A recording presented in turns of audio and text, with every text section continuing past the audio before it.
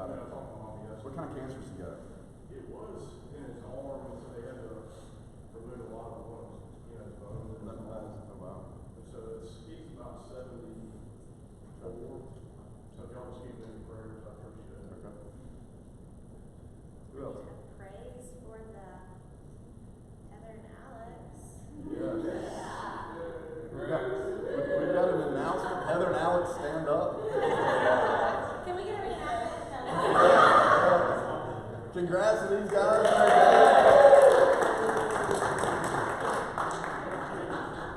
I'll tell you, it's really cool to see people in the class get engaged.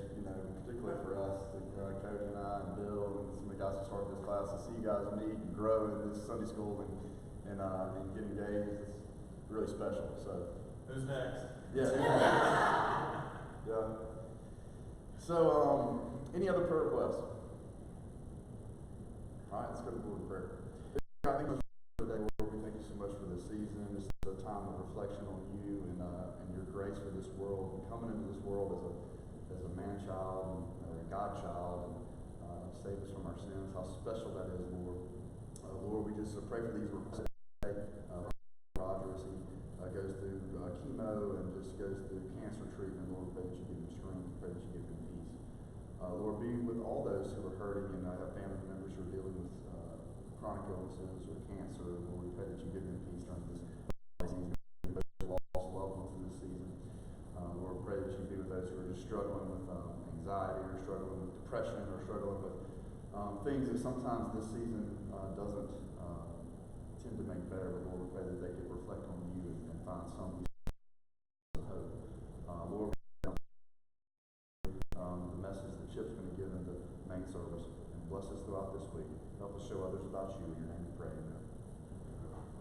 So, Carol's not going to remember, but right at the beginning, Chip was, when he was introducing, he said there's going to be a live nativity. If any of you guys have family, if y'all want to take your kids and see the live nativity, it's going to be down at the fairground. Well, that's like the only thing I think my kids heard throughout the whole thing is after we got in the car, like, we want to go see the live nativity. And so we took some minutes to kind of drive around and found it. It was actually behind the CLC, between the CLC and the farmer's market. We found it. And it was very rudimentary. It was like they had this stable set up, and it wasn't really a stable. They had some what do you call these? Some pallets, kind of set up kind of like a stable. And the camel was on one side. He was in an enclosed area, and the donkeys and sheep were in an enclosed area. That way they couldn't escape. And of course these guys have tennis shoes on, but it was really sweet. And it was really sweet. They were so nice, and they let my kids take a picture with them. But as I was kind of walking around this little setup, I was overcome by just the smells, I mean, these are live animals. It stinks, it smelled in there. And I got to thinking about, like, what was the actual first Christmas about? And it was right, maybe 30 minutes later that Bill and Cody both kind of hotboxed me and cornered me and told me they weren't going to be here today. And it wasn't my time to teach, but I was going to teach anyway. And so I was like, you know what, I'm going to talk about the real first Christmas. I'm going to look at kind of some stuff, maybe some myths and how it came on the 25th. And we're going to talk about like how Christmas came to be. And what is the significance of the people who were at this nativity. So that's really what we're going to talk about today. So before we talk about that, we need to really get into some astrology, right? Okay? What's today? Yesterday was the solstice, wasn't it? Today is the solstice. It really started at 10 o'clock last night, so it runs through the day. Okay. But 21st, 22nd, today is considered the winter solstice, right? The shortest day of the year. Why is that? So the Earth, as it gyrates and rotates around the sun, it also its axis tilts, okay? And that's how we get seasons. So in the summer, the northern hemisphere is tilted towards the sun. So our days are longer because we're tilted towards the sun. We experience the sun more as it rotates. And then in the winter, we reach this point, this apogee over here, where basically on the 22nd of December, we're tilted away just enough and we're rotated to where we get the shortest day of the year. So we get the longest amount of darkness. And then following this, tomorrow, and all the way through the summer solstice, the days are going to start getting longer and longer and longer. And pagan cultures referred to this as the day of Yule, okay? And they celebrated the moon goddess, and it was thought that the moon on this day gave birth to the sun. And it's the Nordic people. When I say Nordic people, I'm talking about people in like modern day, like Norway, Sweden, kind of North Europe, okay? They had this celebration of Yule, and it was a pagan celebration. There's nothing Christian about it. But the fathers and the sons would go out, they'd find this huge tree, huge log, and they would pull it to the middle of the village, and they would set it on fire. And throughout an entire 12 days, they would have a feast. They would slaughter the bulls, they would slaughter the cows, because they didn't want to have to continue to feed them through winter. So slaughter about this time, so there was abundant meat of it available. And they would have a huge festival for a week. It was a pagan ritual, and as time went on, basically the ritual spread south and it spread into northern Germany. And so these Germanic tribes started picking up this Yule celebration. Well, about the same time, Christianity is spreading in through the Catholic Church is spreading in most parts of Germany. And so there's a Christian influence, but we still have this Yule celebration. And we have the Yule log, okay? It kind of gets adopted in the 12 days of Christmas, in which they burned that Yule log, was where we get the 12 days of Christmas from the Christians, the German Christians. And what they would do is they would actually take a tree and they'd take it inside their house. And they would stick part of the front part of it over in their fireplace. They start burning. And as that 12 days kept on, they kept marching that log into the fire. And in the 12 days, it was usually burned up. But that's how we got the 12 days of Christmas. It was also throughout this time, these German Christians would want to decorate their house for this festival, and they want some color in their house, right? Well, if you look around, there's no real color outside. I mean, everything's gray, everything's white, there's no leaves except for the evergreen trees, right? So we take evergreen clippings, the Christians would, and they would take evergreen clippings and holly would show up red, and they would take evergreen clippings and holly, and they'd decorate their house with this, and that's how we ended up getting red, green, and white is pretty much our colors for Christmas. In the 1600s, these German Christians would begin putting evergreen trees in their home as a similar decoration, and they would refer to them as the Predesbaum, which meant the paradise tree. And they would put up in honor of the annual feast, the Adam and Eve feast on December 24th. And that's how we got the Christmas tree. And eventually, this celebration, tradition would spread, and German immigrants would bring this to the United States in the 1700s, but it was really only the immigrants who put these weird trees up in their houses around Christmas. But then it began to spread. Everybody thought it was kind of cool how these guys did this. And by the mid-1850s, when Christmas is really getting going in the United States, you start seeing Christmas tree farms. You start people going out and getting Christmas trees, and they're putting them in their houses in about the 1850s. Calvin Coolidge would start the National Christmas Day lighting ceremony. This is a picture from that in 1923. His son would die later that year of staph. He decided he wasn't going to do a Christmas lighting ceremony on the 24th. He was still mourning his son dying. He got 30,000 Christmas cards in the mail. And then somebody donated a large, like 35-foot spruce tree for the White House lawn. And he said, you know what, after all these people expressing their sympathy for me, this tree donated, we're going to have another Christmas Day lighting. So they did it again on the 24th. And then it became an annual celebration. And we had it this past year, Trump did it. So it's been going on for a while. Also, so you got the people up north in Northern Europe who celebrate Yule, and you got people in Rome who are celebrating what's called Saturnalia. Okay, Saturnalia was the sun god. So they weren't Christian, right? They were pagan, and the god of Saturn was a god of war, harvest, and hunt. Sounds like my kind of guy. So, but it began in 217 BC. So this is 200 years before Christ. That this tradition began. It began just as a day, but as the celebration went on after year, it began where it was more like a week-long festival. And during this festival, there was feast, and there was a lot of drinking. And what they would do is the peasants and the slaves, for that 1 week, the peasants would be placed in charge of the city, and the slaves were allowed to rule their masters for that 1 week. And it was kind of how they repaid them by letting them do this. So it turned into just an absolute party for 1 week for all the peasants and the slaves and the entire city. Very pagan, very hedonistic party, okay? Nothing Christian about it, okay? So then we get to Pope Julius I. He sees these pagan celebrations all going on around the winter solstice, around the time they harvest the cows, and there's plenty of meat. It's the dead of winter, there's nothing else to do, why not have a party, okay? And all these pagan ritualistic parties are going on. He says, you know what? I'm going to set the Christmas feast on December 25th. Okay? So that the Christians have a Christmas activity to do in the middle of all these pagan rituals.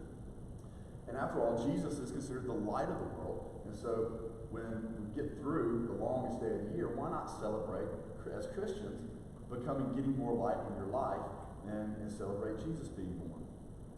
And a Roman scholar said in 354 AD, said it was customary for pagans to celebrate the birth of the sun. When the doctors of the church perceived that, the Christians had a leaning to this festival. So the Christians were kind of participating in these pagan festivals. They took counsel and resolved that the true nativity should be solemnized on that day, December 25th.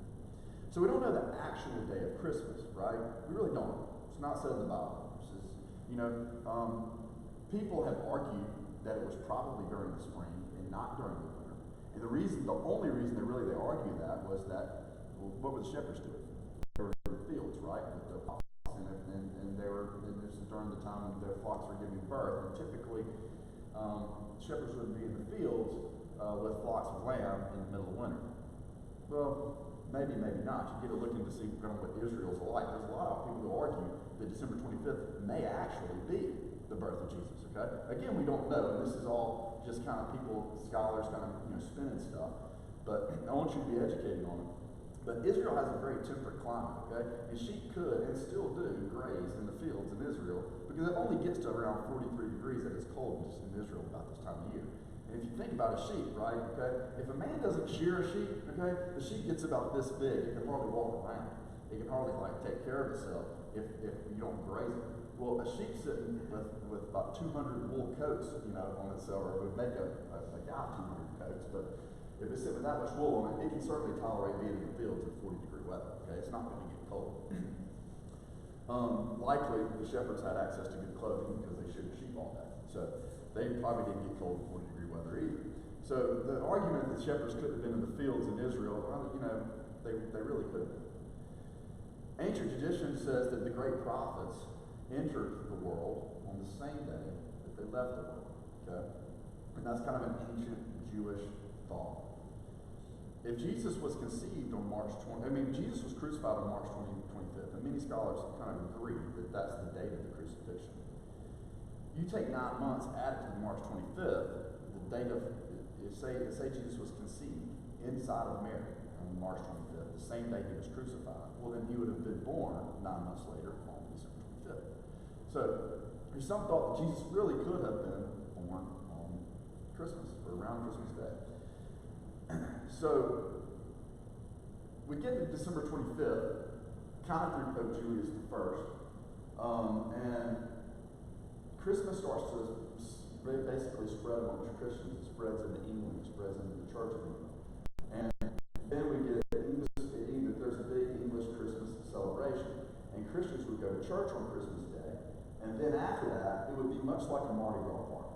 Okay, they would go out drinking, partying, and they actually had this thing called the Lord of the Misrule. Has anybody heard this? Okay, so the beggars and the slaves and the poor people would make somebody Lord of the Misrule, and they became basically in charge of this group of bandits, and they would terrorize the rich people and say, they would go to the rich people's house and say, look, we want your best food, we want your best wine, you put it out on the doorstep, we're going to party with it today, and if you don't, we're going to make your life miserable. And they would terrorize them with mischief if they didn't put out their best wine and their best food.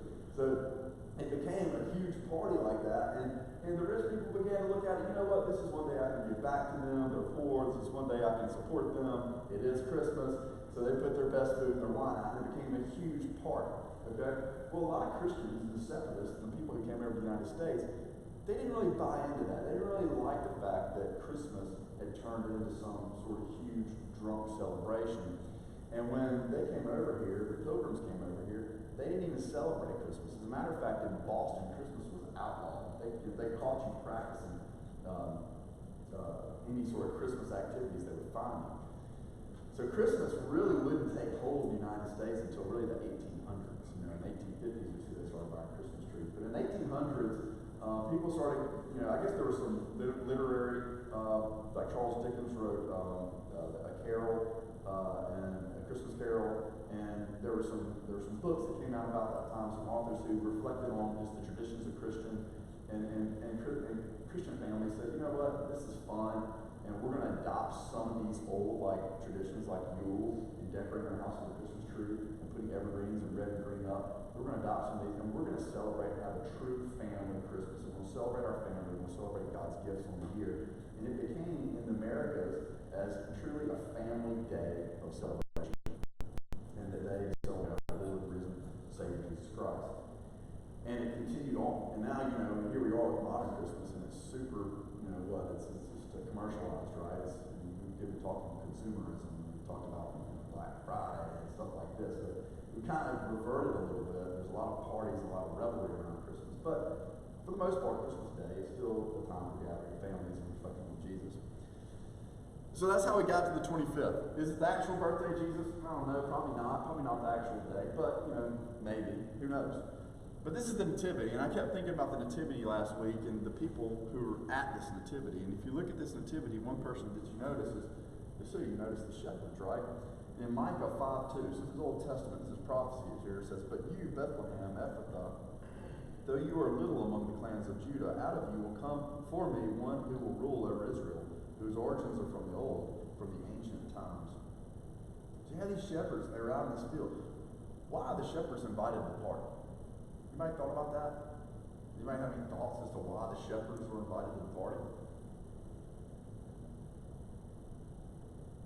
There's no wrong answer. We're kind of always taught that the shepherds were like the poorest, right? And even like modern day, people who go out and watch sheep in the field and make sure they aren't getting harmed. I mean, that's one of the lowest paid jobs in Colorado. It's one of the lowest paid jobs still in the Middle East. It is minimum wage minus I think they're in Colorado, they're getting paid $2 an hour, herdsman work, and they weren't even having to pay minimum wage because of some sort of loophole of the law.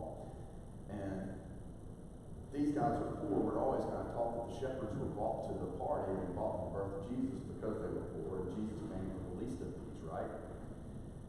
And to some extent that may be true. But in this story, it's really not. That's really kind of a naive way to look at why the shepherds were there, okay? This is the story of the Nativity, the story of Jesus' birth is a perfect story, okay? There is a big reason as to why they were there. And if we look at some of the literature, we look at the Bible, what it says, in Luke 2:8 it says, "And in that region there were shepherds out in the field, keeping watch over their flock by night."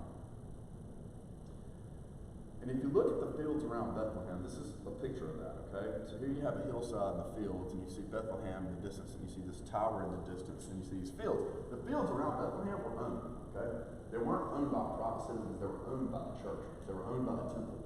And if the only thing grazing in those fields around Bethlehem were the temple's animals, and specifically the temple's sheep. Sheep had a high turnover rate. They were used for the sin offering, okay? So these shepherds who were keeping an eye on these fields, they weren't just regular shepherds. These were priests.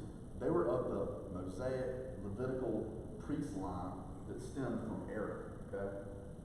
They weren't just your regular old sheep. And there was a rule in Bethlehem. If you had private sheep, you could not let them graze in the fields around Bethlehem. You had to take them out in the wilderness. So they had their own shepherds way out in the wilderness, but not in the fields around Bethlehem. And here we see from Luke, the angels came to those shepherds in the fields, it says specifically in the fields around Bethlehem. That would have been the temple fields, right?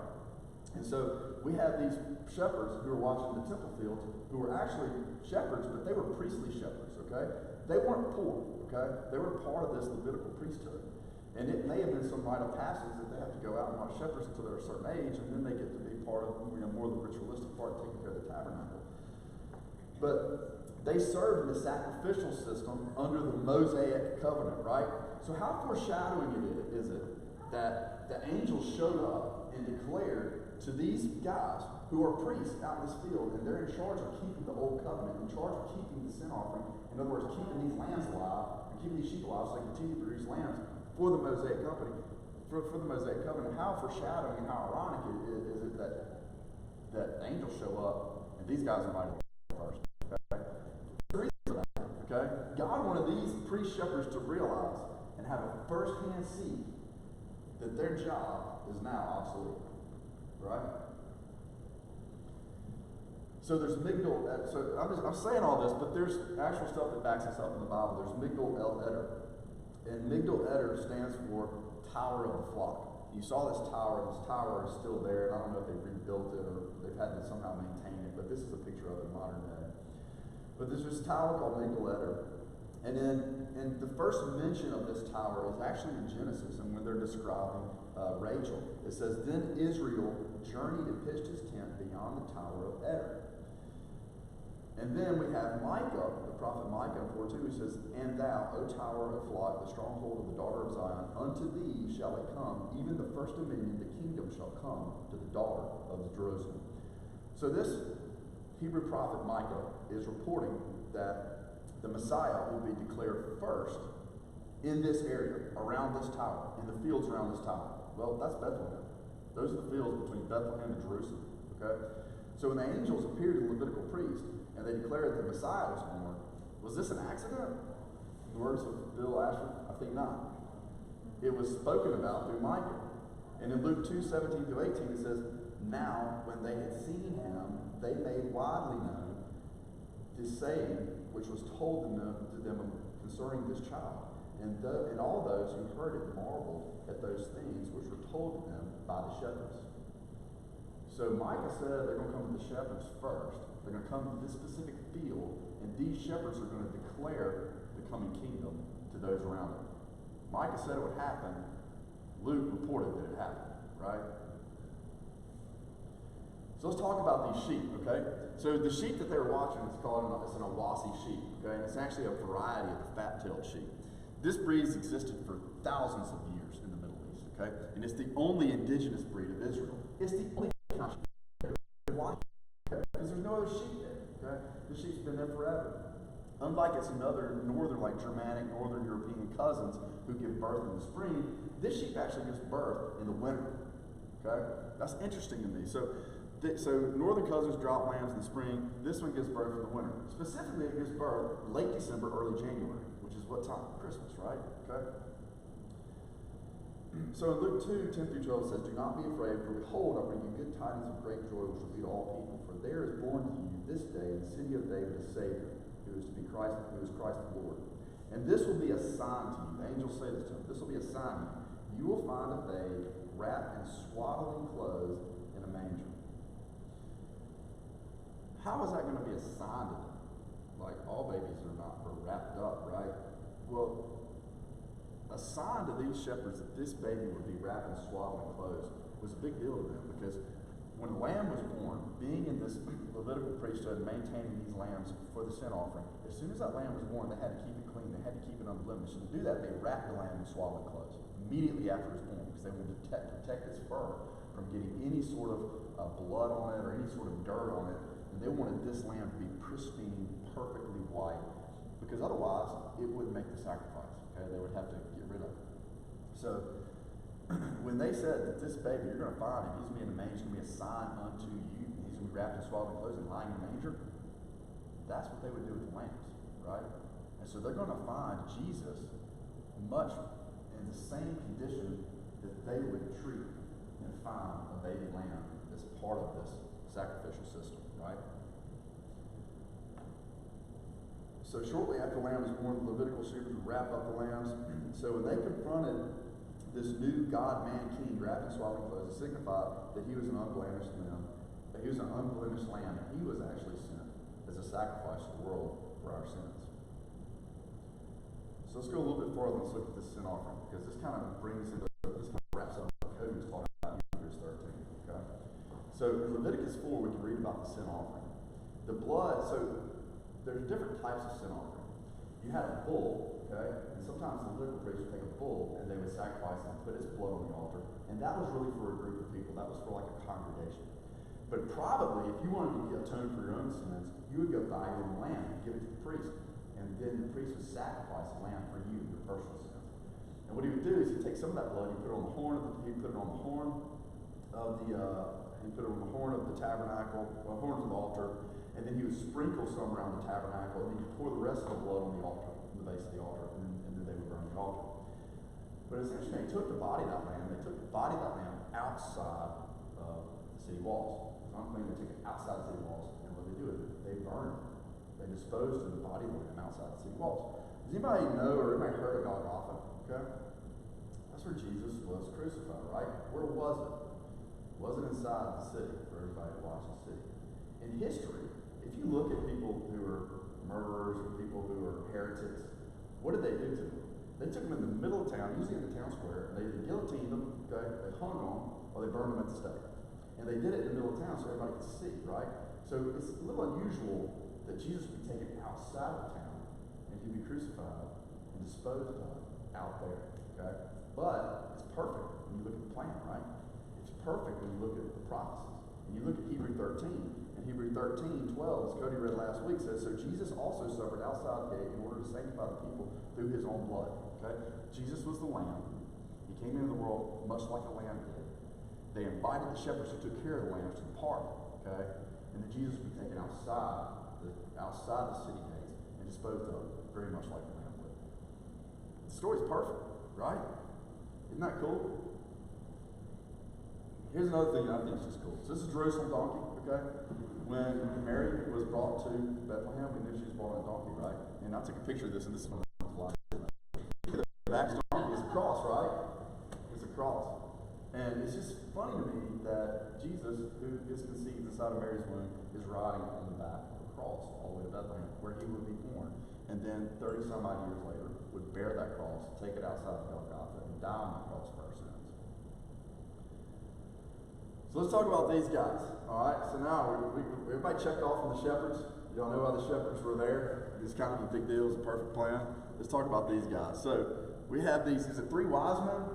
Is it 3 kings? Or is it magi? Like, which one is it? Well, it's kind of complicated, right? Okay. So Luke did not even leave. These guys weren't even in the story, in the Christmas story of Luke. Okay. If you ever read the whole Luke Christmas story of Luke 2, you're not going to find any mention of these guys. Okay. These guys are mentioned by Matthew. Matthew mentioned, but he is very vague in terms of how he described these people.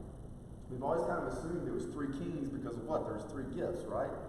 But the Bible makes no mentions of being 3 people or verses, or it doesn't really mention a number of magi. It just says the magi came.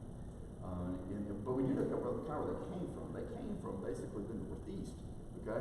So that would have been modern day Iraq, modern day Syria, modern day Iran, Western Turkey, that area. Okay? So what was in that area? That's ancient Babylon, right? That's ancient Babylon. We know from studying history, we've been through Daniel in this class. We know, we've talked about several times how the Babylonians came in, they conquered the Israelites, and they took them off, marched several of them off to Babylon. And of these, we know the exploits of Shadrach, Meshach, Abednego, those guys, right? And Daniel, and all of Daniel's story. And we all remember this scene, right? Daniel was taken and put in the lion's den, and when the lions didn't devour him, and they pulled him out, what did they do? What did they do with the magi of Babylon? They threw them in there. And every single magi was thrown in that lion's den. Every wise man in Babylon was thrown in that lion's den, and they were all devoured. And then they put Daniel in charge of all the wise men in Babylon. And it says, Daniel 2:4, he advanced to the host, gave him many generous presents, made him ruler over the whole province of Babylon, and chief perfect over all the wise men of Babylon. So Babylon started training the wise men. And don't think for a minute that he didn't train them on the Old Testament. He didn't train them on the prophets. He didn't train them on Genesis and all of Moses' writings, Genesis, Leviticus, Numbers. They would have studied all this stuff. And they would have studied, and now, when Jesus was born, these people in that area would have studied under the people who studied under Daniel. Okay? They would have been familiar with Daniel's writings. And they likely came, when they showed up in Bethlehem, like, they didn't show up tonight. Okay? I'm kind of a purist. And if you look at my nativity scene in my house, like, the kings aren't there, because they really weren't there this morning. Okay? But, like, they came like a year or two later, okay? They came a year or two later, but they showed up in full military regalia. Like they didn't just show up on 3 camels. They would have slipped in there in 3 camels. Nobody would have known they were in town. The reason why Herod, the king, found out that they were in town, man, these guys showed up with a posse. They showed up in like full military might. Herod was scared. And the reason why Herod put out an edict, he wanted to figure out where this child was, because he was worried. He was worried that there was a king who was born. Now we got these people coming, these other people from outside, wise men or sort of magistrates from other empires who aren't Jews. They're coming in to worship this guy Who is this? Like, he was scared. These guys were likely armed to the teeth. In Daniel 9:25 it says, "Know and understand this, from the time the world goes out to restore and rebuild Jerusalem until the Anointed One," which literally is the Messiah, the ruler comes, "there will be 7 sevens and 62 sevens. It will be rebuilt with streets and a trench, but in times of trouble. After 62 sevens, the Anointed One, the Messiah, okay, will be put to death." Daniel wrote that, Daniel 9:25, okay? So, Bill's done an entire lesson on this, and we're not going to regurgitate it. I'm going to sum it up in one slide, okay? You take 7 times 7, it makes 100 years, right? You take 2 times 7, that makes 434 years. You add those two together, you got 483 years, right? Okay? So, there's a lot of, complicated, I guess, thought as to when 483 years started, but it's generally thought that it was King Artaxerxes ordered in the book of Nehemiah that Jerusalem be rebuilt, okay? 483 years exactly, almost to the very exact day, and this was Bill's presentation. What happened? Jesus was crucified on March 25th, okay? So in Numbers 24:7, it says, "I see him, but not now. I behold him, but not near. A star shall come out of Jacob, a scepter shall rise out of Israel, and batter the brow of Moab, and destroy all the sons of tumult." So these guys showed up, okay? These guys, they weren't just 3 guys hanging out on camels moving real slow. Like, these guys were smart. These were astrologers. They knew all these ancient writings. They were looking for a star. They knew 483 years was about up. Okay? They knew it was about up. They were looking for something. And when they saw that star, it was unusual, and they came. So, again, I don't think it's coincidence that these guys are part of the nativity. These guys are part of the story. It dates all the way back to Daniel. Okay? There's a reason why they were there. What did they come and bring the king? So gold, right? So gold is associated with kings, and we believe that Jesus is who? We believe he's the King of Kings. We call him that. They bought frankincense. Frankincense is used in worship services. It's used as a symbol of prayer. And so that symbolizes that Jesus was one that we would worship. And the last thing that they bought was myrrh. And myrrh is a perfume that's usually put on dead bodies to mask the smell of decay. And it smells it's a very pleasing smell, which foreshadowed that Jesus would suffer and die, right? So it's interesting, these 3 gifts, we kind of even look at that. They're important, they're symbolic, they're part of the story. They foreshadow the future story of Jesus, and it's a perfect story. So that's all I've got. But I just think the story of Christmas is really cool. I think when you really kind of get into the nuts and bolts of this, we've kind of been taught a lot of things out of tradition. But really, if you look at some of the prophets, like, the story's perfect. And it may have occurred around December 25th. I think it's interesting that, that the baby was born in swaddling clothes, lying in the manger, and that particular breed of sheep does give birth in the winter, does give birth around the time of Christmas. And it may just be happenstance, or maybe just a God thing that God had Pope Julius declare December 25th as the day that we would celebrate the birth. And God's infinite wisdom, he could hit the nail on the head and just told Pope that's what it's going to be. And that's why we celebrate on that day. It could be the actual day. We really don't know, but it could be. But I think it's an interesting story when you look at the real story of Christmas. Hopefully you learn something today. Hopefully you can share this with other people in your family, around the dinner tables or lunch tables. So, does anybody have any other thoughts around Christmas, or anything that I've left out, or anything cool that they want to say about Christmas story? I think it's kind of interesting, just like how often they use, like throughout the Bible, the analogy of the shepherd is used. Right. Like, I feel like it was like a very relatable profession to those people, so they knew about them, but there were so many analogies that they used for Jesus as the shepherd. Yeah, I mean, if you look at the lamb turnover for those shepherds, like the priest shepherds who maintained the flock, it was like 2 to 4 lambs a day that were getting used in these fields around Bethlehem. So it was a high turnover. So I mean, they had a very important job, and it was like there is a lot of them that did it. The flock was huge. It had to be. You think about all the sins that were committed, okay? You guys are sinful just like us.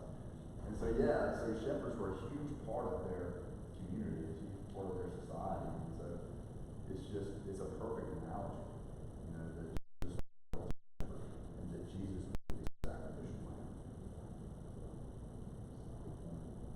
I love that too, and just that, how fitting David says, Lord is my shepherd, I shall not want, he's the perfect lamb, that's all we need. Yep. I thought that was excellent, Graham, and I thought it's really cool how it comes right at the end of Hebrews. We just got through studying about, how the author of Hebrews is writing to these first century Jews to try to help them understand why Jesus is the superior and ultimate sacrifice, and that they no longer need to be thinking about the, sacrificial system that you just got to be telling us all about under the Levitical line and the tribe of Aaron and how, and that whole deal under the Mosaic law, how that was obsolete. And it's really neat to think about that, God revealed himself to those shepherds first to say, here, I want you to see the ultimate sacrifice and the Lamb of God, that is to replace this entire old covenant way of of doing things. Really neat. Yeah, it's replacing an unsustainable system. And an imperfect system. Yeah, because, an imperfect system. Because you're offering through that system, you're going offering a sacrifice, but who's offering for you? The priest. Well, guess what the priest is? He's simple too. He's a sinner. Yep. Yep. Graham, I think I'll teach this to all the kids who, I didn't know all this stuff from Daniel and Yeah. it's neat because it's with the prophecy and, back in Micah and the Matt, 483 years. And it's just interesting because you hear all this stuff growing up and you celebrate it. I like the historical context and the prophecies of the Bible tying it all together. Yeah, how is it? It's connected. It's really perfectly connected. And I really look forward to the day when we get to heaven and Jesus can reveal to us all these perfections amongst his plan that we never even picked up on. We picked up on some of it, some of these guys have picked up on some of this, but there's more perfections to it. So, all right. Russell, you want to pray us out? I will. Lord, thank you for this Christmas Sunday, Lord. Father, we're grateful for it. Thank you for